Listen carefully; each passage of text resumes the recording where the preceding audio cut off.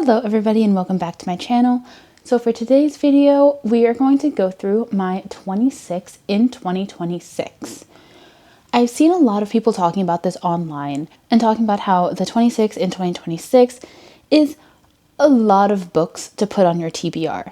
And I agree. I was honestly kind of questioning whether or not I wanted to do a full 26 book TBR for the year. I think I will, just because when I was going through and trying to make this list, I very easily filled the 26 books, and I don't really plan on holding myself to this too seriously.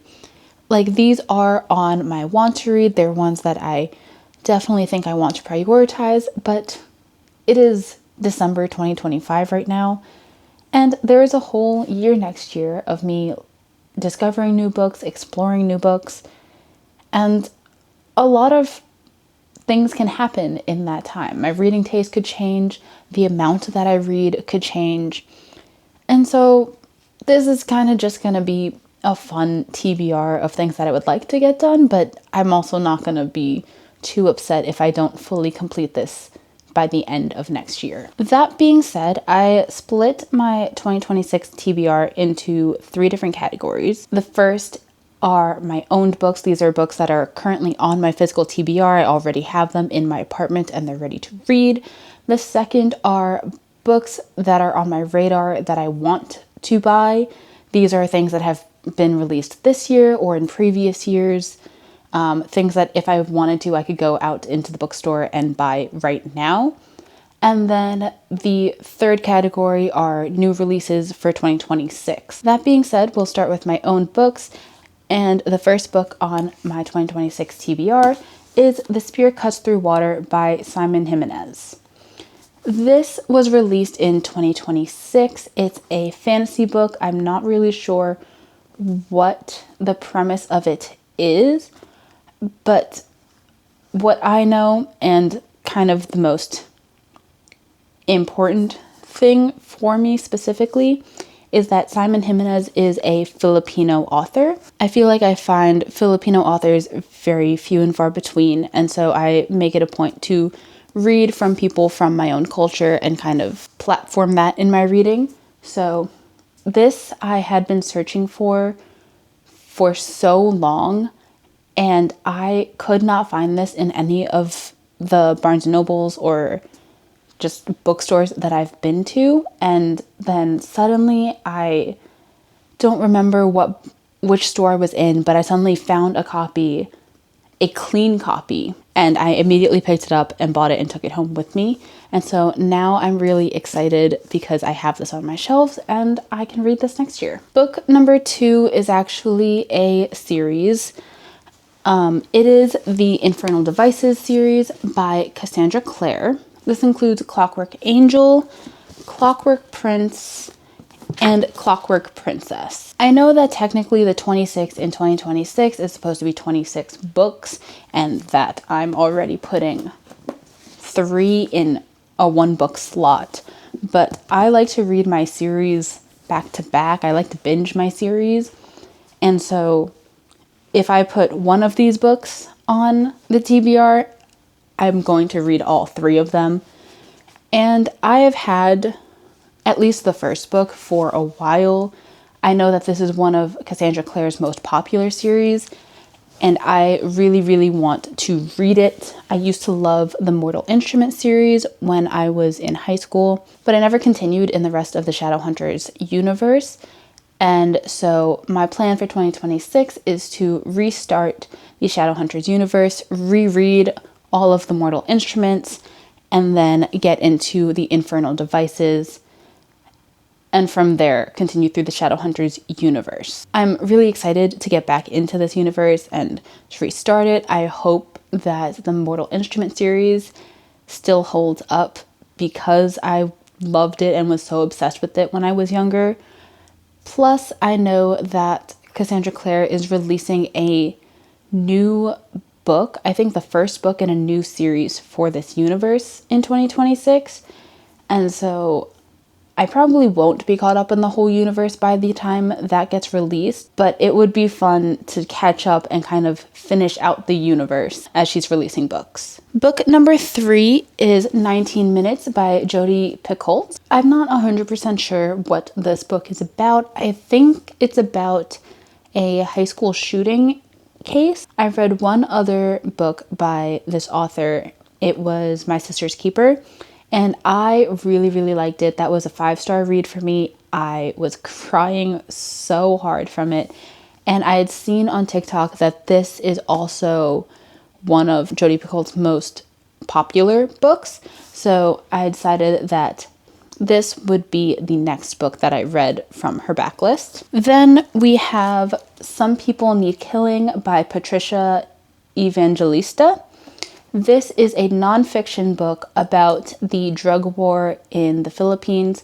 Like I had mentioned with the first book, I really want to prioritize reading Filipino authors and Filipino books in general. This book I've had on my physical TBR for about 2 years. I actually have 2 copies from it because one of my cousins gifted me a copy. And I haven't gotten around to reading it, mainly because I am not a huge nonfiction reader, and so reading nonfiction, picking up a nonfiction book, especially something with a topic as dark as this, has been very daunting for me, but I do want to read this. I want to be informed. I want to learn more about the drug war, learn more about what was going on in the Philippines. Book number 5 is Hollow Fires by Samira Ahmed. This is a young adult book. It follows a girl who wants to be a journalist and a guy who gets bullied and labeled as a terrorist because of his background, his ethnicity. I have not really seen people talk about this book, but I found this in a small bookstore maybe last year or 2 years ago. I just haven't gotten around to reading this one yet. And so for 2026, I want to make this a priority so that I just stop pushing this off. Next up, we have another series. We have the Poppy War trilogy by R.F. Kuang. This is a very, very popular series. R.F. Kuang is a very popular author. I actually own pretty much all of R.F. Kuang's books, but the only one I have read so far is Yellowface. Everything that she writes, the premises all seem very intriguing to me. The discourse and just discussions about the books she writes sounds very interesting, and so I keep picking it up, but her popularity has made me worried that I won't enjoy the books as much as everybody else. And so I've just been pushing them off, especially because I know this series is very devastating for a lot of people. I feel like I've seen so many people crying to this series. But yeah, I really want to read this next year. I feel like I've been pushing off R.F. Kuang and her backlist for way too long. I think I need to get started. Then next up, we have the book that literally everybody keeps talking about, and it is Project Hail Mary by Andy Weir. This was actually on my November TBR, I think, but November was a very busy month for me. I was traveling a lot, and I just didn't get around to reading it. I didn't think I could give it the proper amount of focus and time to reading it, and so I pushed it off and haven't picked it up yet. I do want to read this next year before the movie comes out. I am a big believer in reading the books before watching the show or movie, and this is at the top of pretty much everybody's 2025 reading list. Basically, everybody has said that they absolutely loved it, and I want to know what the hype is about. Then next up, we have Behind the Mirror by Taran Armstrong. I am a very big reality TV person. I love reality TV. And so this is a nonfiction book written by a podcaster who deep dives into Big Brother. Taran has this podcast where he does a live feed update for every single day of Big Brother during the Big Brother season. He watches all of the live feeds and just gives all of the information that is relevant or interesting. to the viewers, and especially to people who won't or can't watch the live feeds themselves. Behind the Mirror kind of talks about the psychology, the sociology, the history of Big Brother, and I believe its implications on society and kind of like how this translates to modern society outside the house. And then the last book in my physically owned section of the 2026 TBR is A Man Called Ove by Fredrik Backman. This will be my fifth, I think, Fredrik Backman. I already read Bear Town and Anxious People, and I loved both of them. I know that A Man Called Ove is a very popular one from Fredrik Backman's backlist. This is also a movie, has a movie adaptation. I think it's A Man Called Otto with Tom Hanks. And so I'm very interested to see how this book is, how this compares to Bear Town, to Anxious People. I saw a lot of people really, really loving this, and so I'm excited to get into it. Then we have my list of unowned books. The first one on this list is The Women by Kristin Hannah. Kristin Hannah is an author that I hear about all the time. People are always talking about how her books are so gut-wrenching, they're depressing, they're tearjerkers. I'm so interested in reading one of her books and seeing if her writing is for me. And I've kind of been getting into more of the historical fiction. I've read a few this year, and I kind of want to try those out and read a little bit more for next year. And I feel like Kristin Hannah is a good place to start. I decided to choose The Women because out of all of her book premises, this felt like the one that was most interesting to me. It's about a young army nurse who serves in Vietnam during the 1960s, and it highlights the experiences of women in the war and their often overlooked sacrifices upon returning home. Then the next book on this list is The Inferno's Heir by Tiffany Wang. This is the first book in a duology. I believe the second book is called Tempest's Queen. I have absolutely no idea what these books are about. I've seen her talk about them on TikTok and her market them, I believe, as Six of Crows meets Avatar: The Last Airbender. I haven't read Six of Crows yet. I'm sure I will get around to it eventually. It just really hasn't been a priority for me, to be honest. But I absolutely love Avatar: The Last Airbender. Plus, I am buying based off the cover. They are absolutely stunning. I love them. I think they are gorgeous. Next is Arsenic and Adobo by Manansala. This is the first book in a cozy mystery series. As I previously mentioned in this video, I really want to read Filipino books written by Filipino authors, and the Tita Rosie's Kitchen Mysteries series has 6 or so books that are all cozy mysteries based around Filipino foods, and so I'm just really interested. I haven't really read mystery, especially not cozy mysteries, so I'm not sure if this will really be my genre, but I do want to give it a shot just for the Filipino representation. Next up is The Invisible Life of Addie Larue by V.E. Schwab.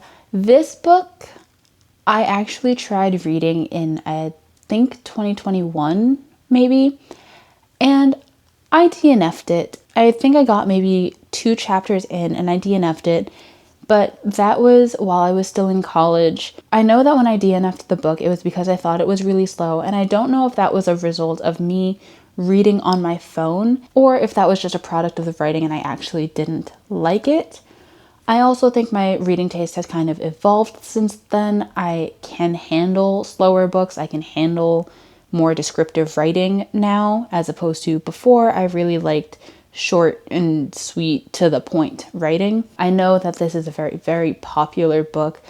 Everybody swears by it, and so I want to give this book another try. I also only got 2 chapters in, and I don't think that's really enough time to give a book a proper chance. Then the next book is Anatomy by Dana Schwartz. This is a book that I've only ever seen, I think, one booktuber talk about. It's a gothic romance historical fiction mystery, and it follows this woman in Scotland who wants to become a surgeon, but because women weren't really doctors at that time period, the professor, I think, of the lab class or whatever class she's trying to get into told her that she wasn't allowed to participate in the class, but if she can ace the exam, she'll be allowed to kind of become a surgeon. And so she recruits this guy to basically be a gravedigger and get her bodies to practice surgery on. Then the last book in this section is Bateater and Other Names for Cora Zhang by Kylie Lee Baker.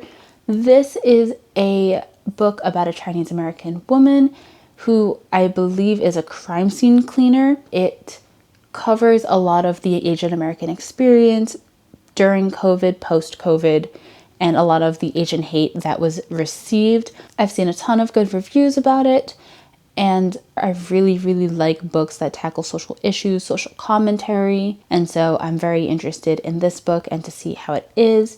It's a horror book, I believe, which is a genre outside of my normal reading. And yeah, I am very excited to read that one as well. The last section of my 2026 TBR are all of the new releases in 2026. We have 5 books that are released in January. The first one is She Who Devours by Bea Bustamante.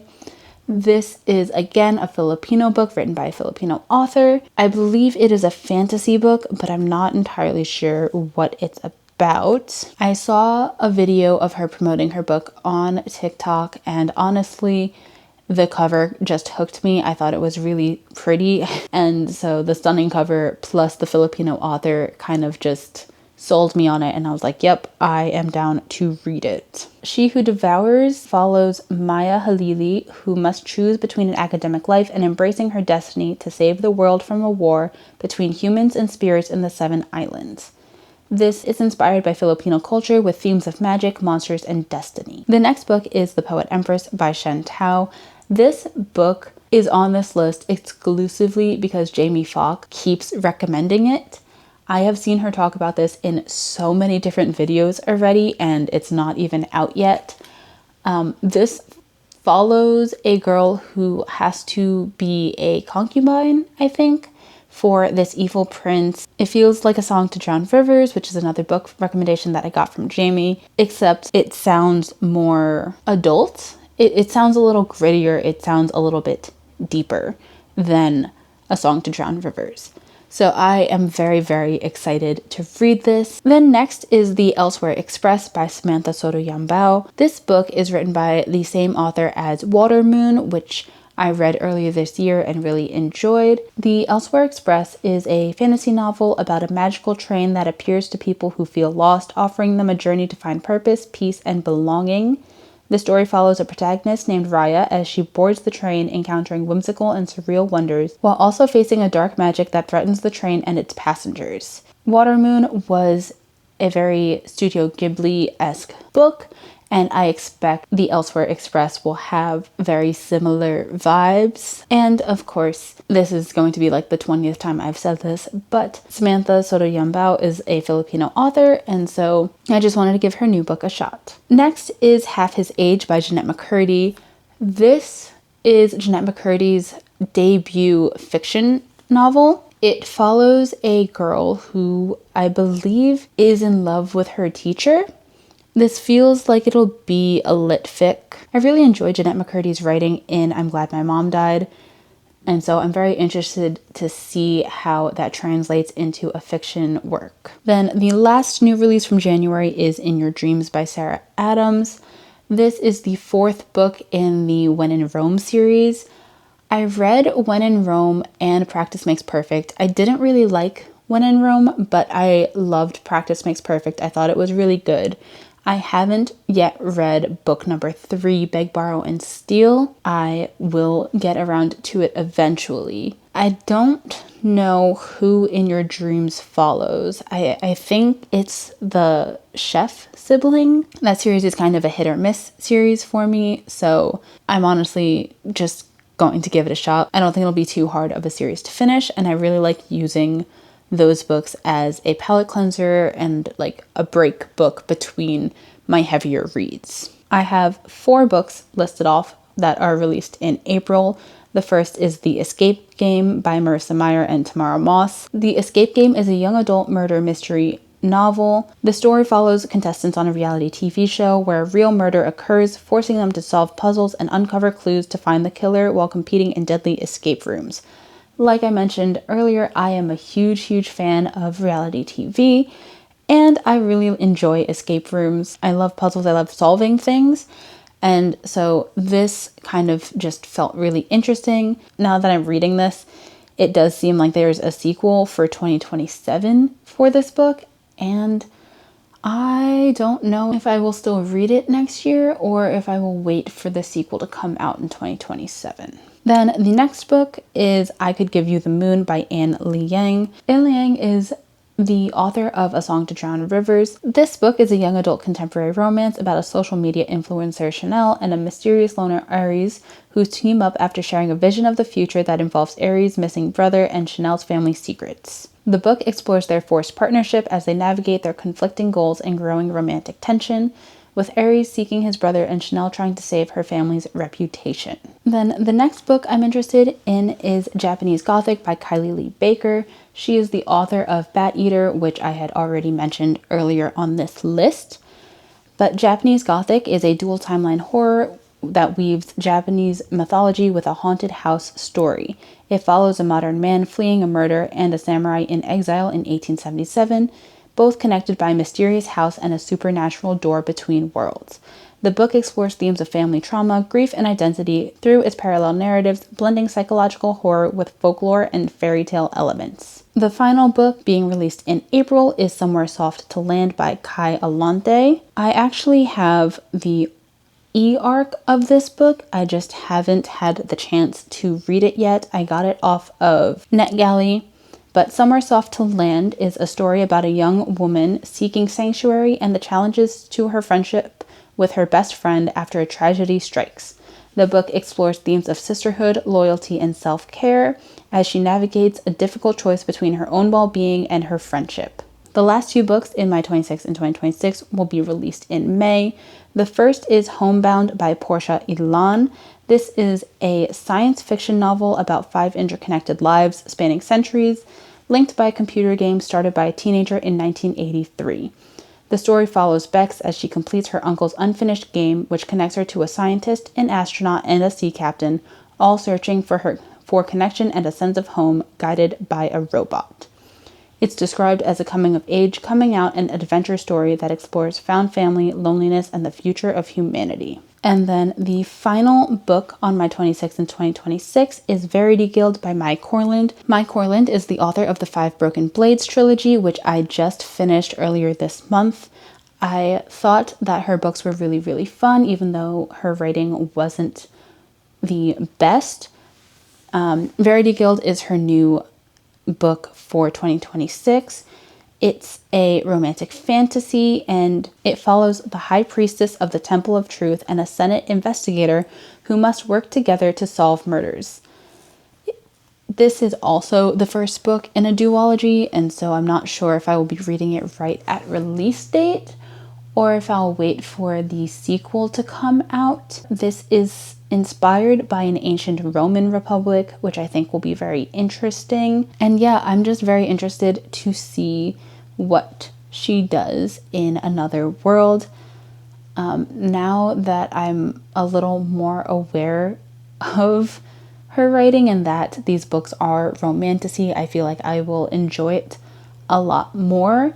I really liked some of the couples in the 5 Broken Blades trilogy, even if I'm not very thrilled with how some of their stories ended, but I am still excited to read her new release. With that, that was the last book on my 26 in 2026. Comment down below if you have read any of these books before, or what books are on your 26 in 2026, or just your 2026 TBR in general. If you like this video, make sure you give it a thumbs up, subscribe, and I'll see you guys next time.